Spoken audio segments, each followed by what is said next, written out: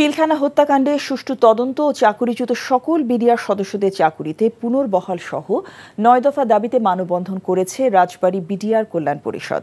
সকালে জেলা প্রশাসকের কার্যালয়ের সামনে মানববন্ধন কর্মসূচিতে বক্তারা বলেন, তৎকালীন ফ্যাসিস্ট সরকার সুপরিকল্পিতভাবে পিলখানা হত্যাকাণ্ড সংগঠিত করে। ওই হত্যাকাণ্ডে ৫৭ সেনা কর্মকর্তা সহ ৭৪ জন শাহাদাত বরণ করেন।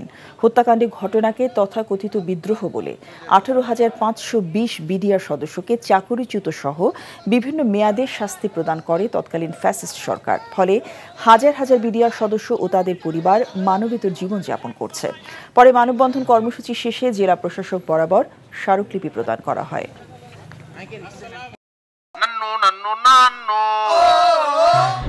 अरे 70 का ब्रांडेड गुला और बहुत ब्रांडेड क्या पा bisa কত বিক্রি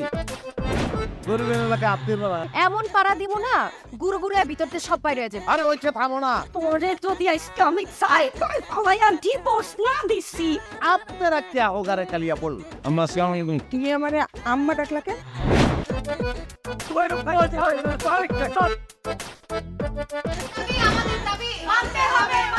মামু তুমি জজ্জাল মাইয়া রে কোনদিন স্বামীর মুখ দেখাও না মামু। আমি আপনারে আমি দেখে নিব। হাতে লাগে বেতারে হাত ছাইরা দাও সোনার চাচারে। এনজিওর কিস্তি প্রথমবার বিকাশ পেমেন্ট করলেই 20 টাকা ইনস্ট্যান্ট ক্যাশব্যাক।